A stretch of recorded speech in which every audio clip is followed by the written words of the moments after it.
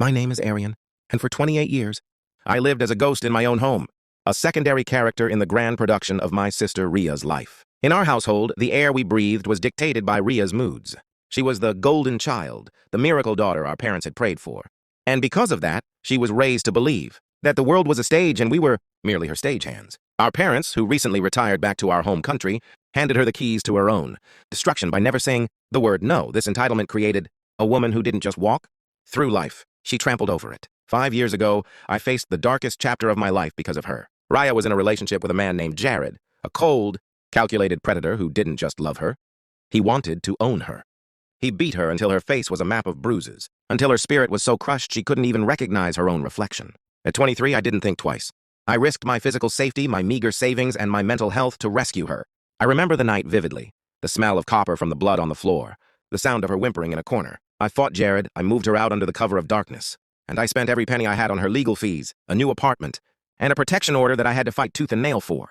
I thought I was a hero. I thought I had saved her from a grave. I didn't know then that Ria would eventually spit on my sacrifice, making me the villain of her story simply because I tried to give her a future. She didn't just go back to him. She began a campaign to erase the fact that I ever saved her. She started telling people I was controlling and jealous of her relationship. The very hands that pulled her out of the fire were the ones she decided to burn. I stood by as she slowly rebuilt her bridge to the monster I had almost died to protect her from. It was the first time I realized that some people don't want to be saved. They just want an audience for their tragedy. After I rescued Ria from the first cycle of Jared's abuse, she spent a few months pretending to be a victim seeking healing. During this time, she caught the eye of my best friend, Mark. Mark was the kind of man who would give you the shirt off his back and apologize for it being wrinkled. He was pure, stable, and incredibly hardworking. When he told me he was falling for Ria, my heart sank into my stomach. I looked him in the eye and gave him the most honest warning a man could give. Mark, she's addicted to the chaos. She doesn't want love. She wants a storm. Stay away for your own sanity. But Ria was a master manipulator. She played the damsel in distress perfectly, making Mark believe he was her true savior. They were together for 18 months. And in that time, Mark treated her like royalty. He paid off her credit card debts, supported her through her self-diagnosed boredom, and even acted as a surrogate son to our parents while I was busy working 2 jobs to recover from the financial hit Ria had caused me. But stability was a poison to Ria. She hated the peace Mark provided. In a move of calculated public malice, she decided to destroy him during a large dinner party with all our mutual friends. She didn't just break up with him. She mocked a deeply private, physical insecurity of his that he had shared with her in total confidence. She laughed as his face turned pale, and then, in front of everyone, she called Jared, the man who had once broken her ribs, and asked him to come pick her up. Mark was a hollow shell of a man after that night. He spiraled into a darkness so thick that he lost his job and his house. Ria didn't care. She walked back into the arms of her abuser with a smile on her face. I told her that night, standing in the middle of the street as Jared's car pulled away, "If you step back into that house, you are dead to me. Do not ever call me. Do not ever look for me. You have chosen your executioner, and I am done being your shield." She just rolled down the window, called me bitter, and disappeared into the night. 2 years passed in a silence that felt like a heavy blanket of peace. I did the hard work of healing. I blocked Ria on every platform. I stopped taking calls from my parents when they would bring her up, and I moved to a different part of the city. I was finally finding my own rhythm, building a career, and sleeping through the night without the fear of a 3 a.m. phone call. But the universe has a cruel way of testing your resolve. My phone rang on a Tuesday afternoon, a number I didn't recognize, but the area code was from back home. It was my mother. She wasn't calling to ask how I was. She was screaming. The sound was high-pitched and jagged. Jared had attacked Ria again, but this time it was worse. She was in the ICU with a concussion and internal bleeding. Jared was in custody, and the golden child was broken once more. My parents didn't ask if I was okay. They demanded that I immediately pay for the private hospital wing and allow Ria to move into my new apartment once she was discharged. They told me it was the only way to keep the family honor intact.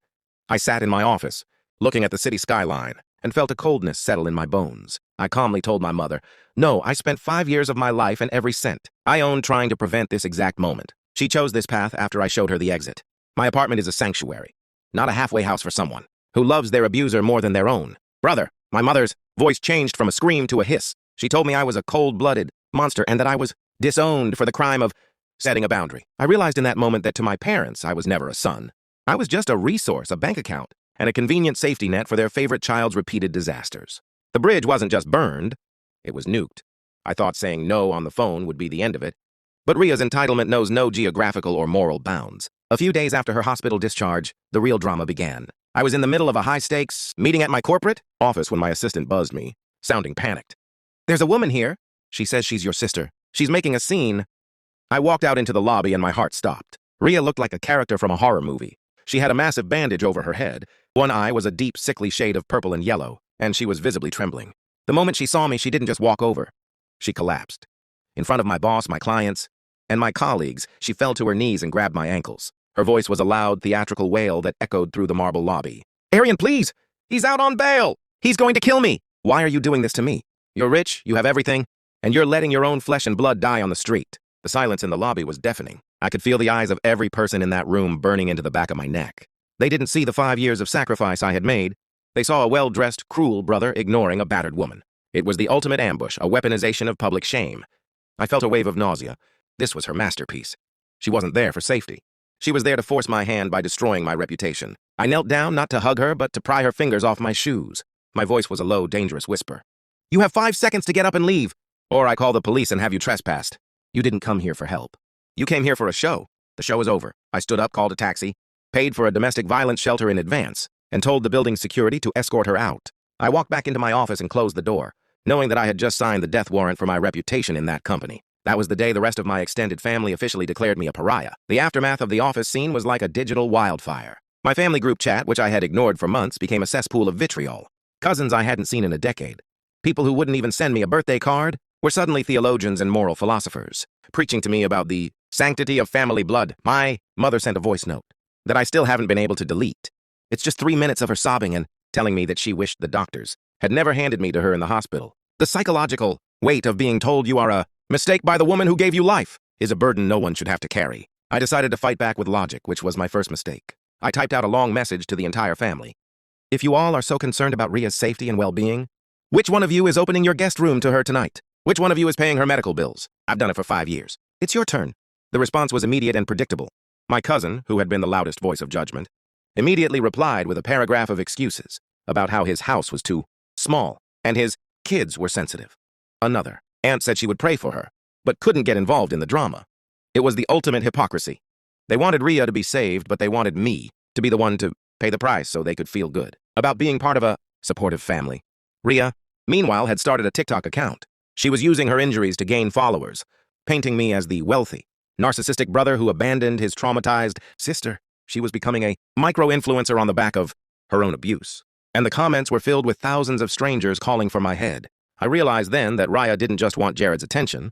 She wanted the world's pity, and she was willing to destroy my life to get it. Just when I thought the situation couldn't possibly get any more twisted, the plot took a turn that made my blood run cold. Only 48 hours after her desperate plea at my office, the plea where she claimed she was terrified for her life, Rhea moved back in with Jared. He had been released on a technicality, and she went back to him with a bouquet of flowers in her hand. But that wasn't the headline.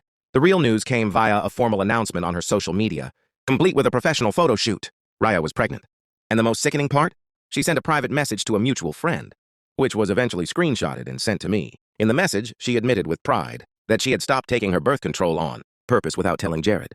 She called it her insurance policy. She actually believed that bringing a helpless, innocent soul into a house where the walls were stained with her own blood would somehow transform a violent narcissist into a doting father. She was baby-trapping a man who had literally tried to kill her.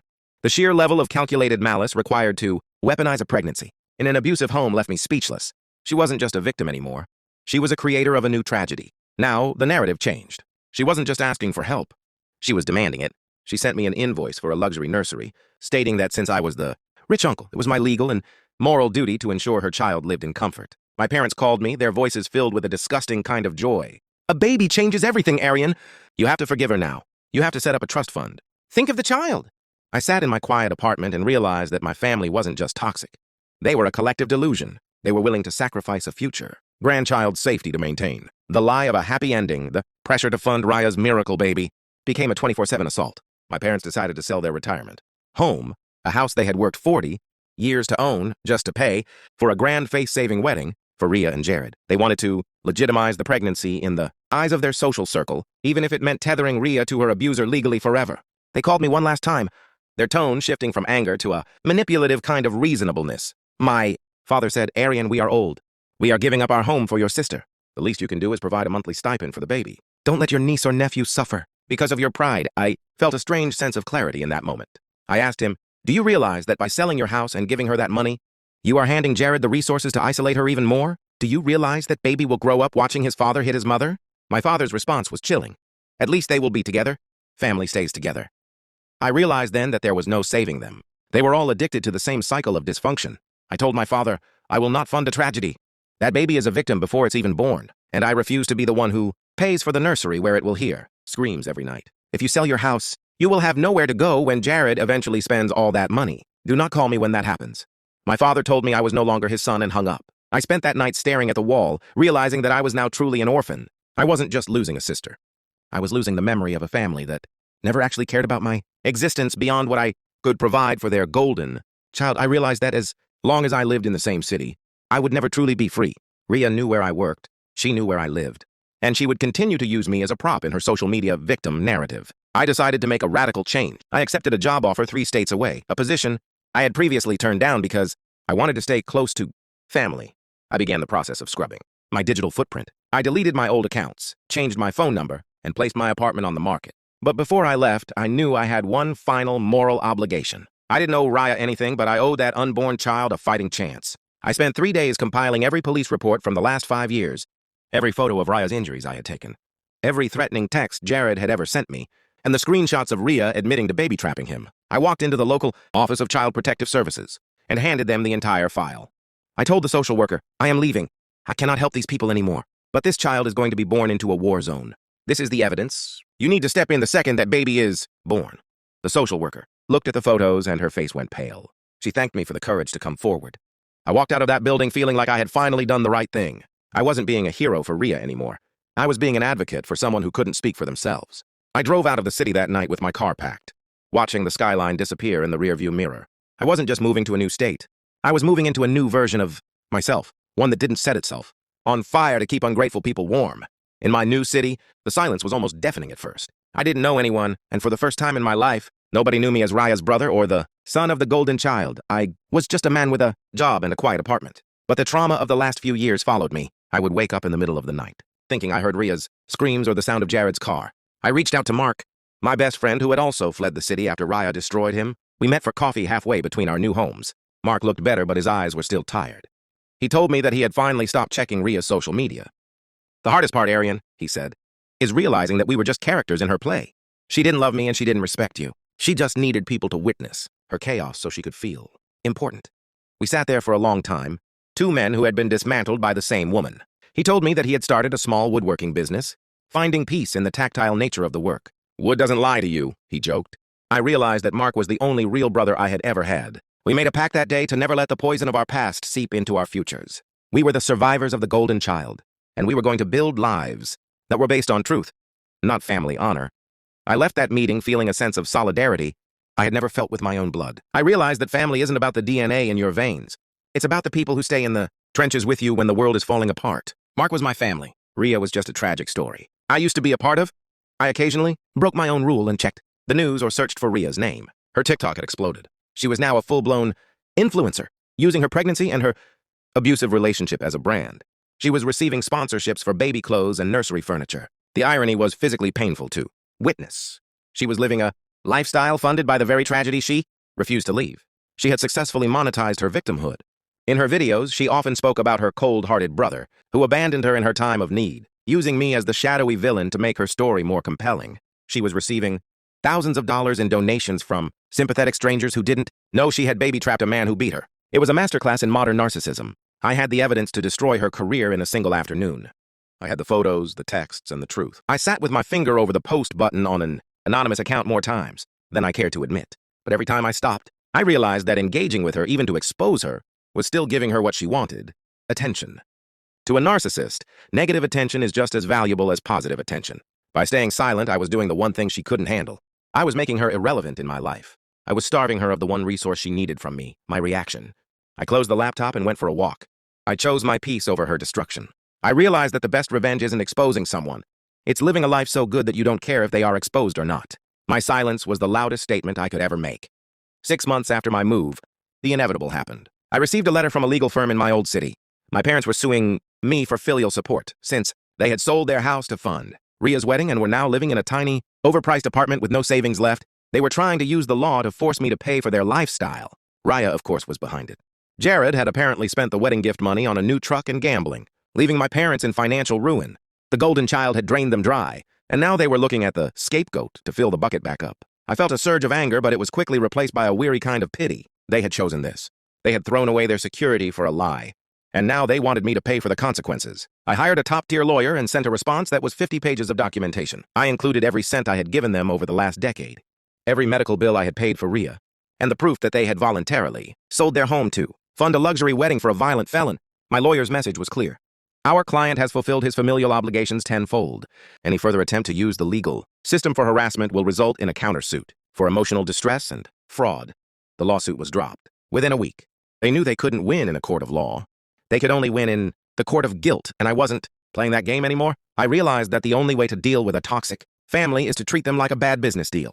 You cut your losses, sign the papers, and never look back. I finally received a call from my mother that wasn't a scream.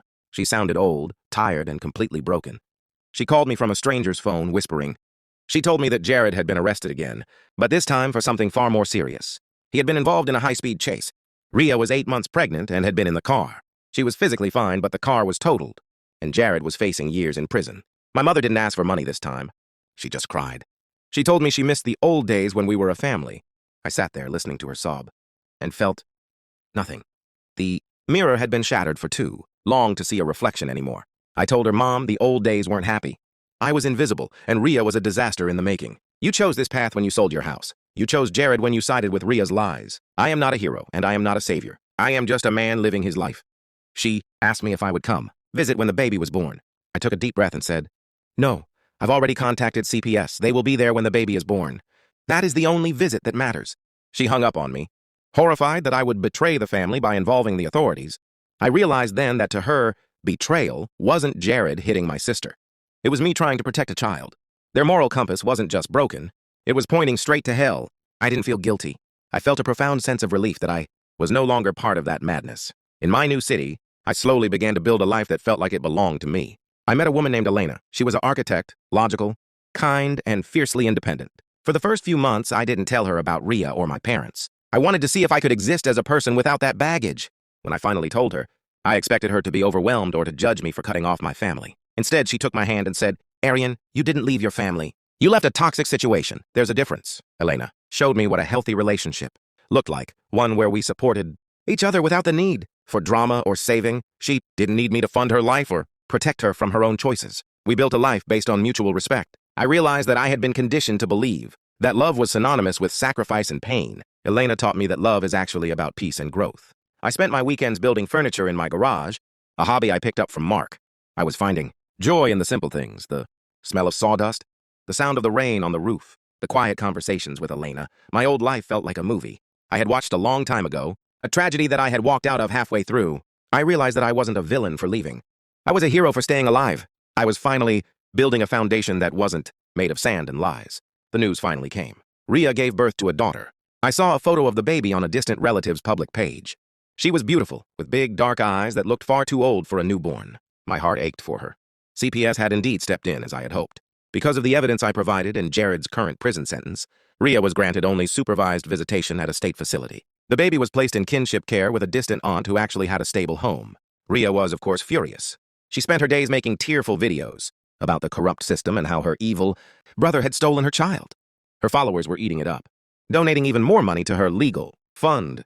I watched one of her videos and realized that even the birth of her own child was just content to her. She didn't want the baby. She wanted the right to the baby so she could continue her narrative. She was a woman who had lost everything: her brother, her parents' security, her child's custody. And yet she was still performing for a camera. It was a terrifying glimpse into a soul that had been completely consumed by the need for attention. I sent a small, anonymous package to the aunt who was raising the baby, just some clothes and a high-quality car seat. I didn't include a note. I didn't want to thank you. I just wanted that little girl to know, in some small way, that someone out there was looking out for her without needing a spotlight. The cycle was starting over, but this time there was a chance for a different ending for the next generation. As I sit on the porch of my new home today, watching the sunset over a horizon that feels endless, I feel a profound sense of closure. I am 30 years old now. I have a career I love, a partner who respects me, and a peace that I fought a war to win. My parents are still in that tiny apartment, still hoping Rhea will make it big and save them. Rhea is still performing for her phone, a fading star in a sky of her own making. Jared is behind bars, a monster in a cage. Sometimes, I wonder what would have happened if I had stayed. I would probably be broke, bitter, and still trying to shield Raya from the consequences of her own heart. I realized that you cannot save a person from themselves. You can only save yourself from them. I am not the bad son, and I am not the cruel brother. I'm a man who chose life over a slow, agonizing social death. To anyone out there who is being crushed by the weight of a golden child, sibling, or a toxic family, it is okay to walk away. It is okay to be the villain in their story if it means being the hero in your own. The guilt will fade, but the peace is forever. I look at Elena as she walks out with 2 cups of coffee, and I smile. The storm is over. The sky is clear. And for the first time in my life, I am exactly where I am supposed to be. Thank you for walking this path with me. My name is Arian, and I am finally truly unbroken.